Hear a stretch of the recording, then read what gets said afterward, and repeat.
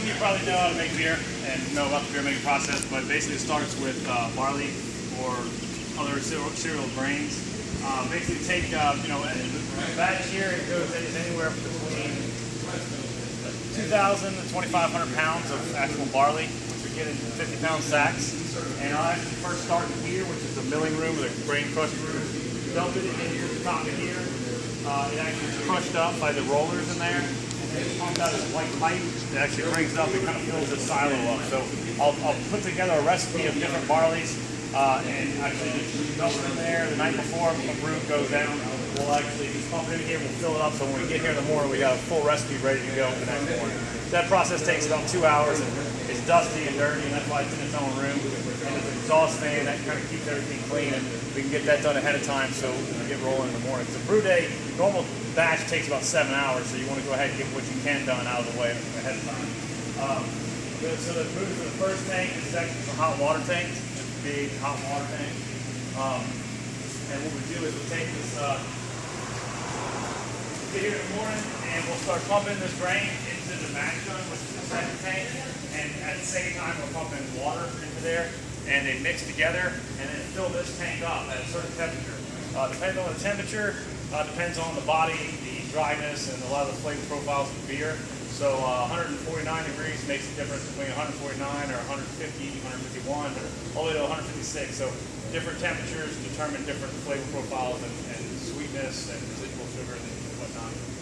So that's part of so we build the recipe, but then we also influence the recipe or the flavor of the beer with the temperatures here also. It'll rest in this tank at, like I said, between 149 to 156 degrees for about an hour. What's happening in that tank is the barley is actually is full of starch, right? Because it's a seed, and the seed is full of starch, which is converted to sugar as it germinates in order to feed the young plant. Well, what we're doing is we're actually tricking the seeds to release the starch and convert it into sugar. And that way we have sugar. We need sugar in order to create alcohol. So we're basically tricking it into creating the sugars that we want over a short period of time.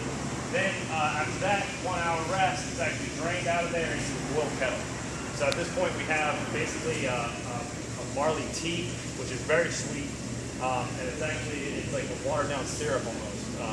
So a lot of sugars, sweetness is present. So it tastes pretty good. It's not too bad right there.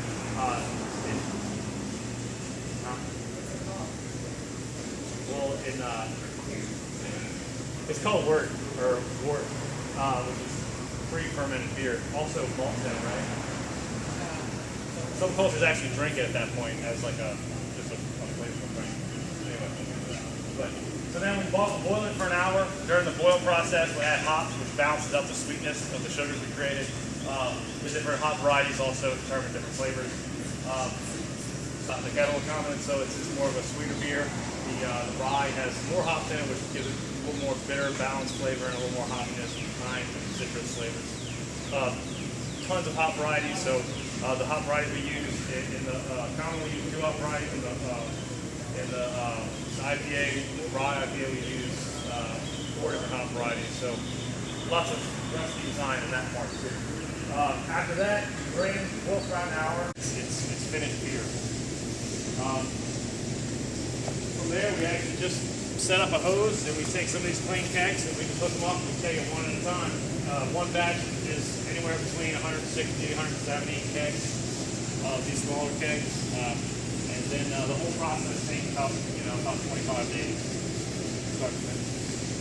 A couple of cool things that we do is we actually have pretty major water filtration. We filter the water out to zero conductivity and almost void of all minerals, which tastes great, but it's not great for brewing beer.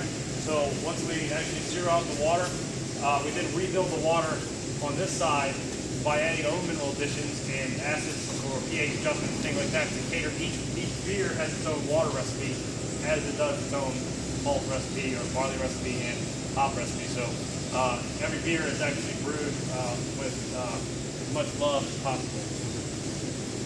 And yeah, if you have any questions, that's about it again.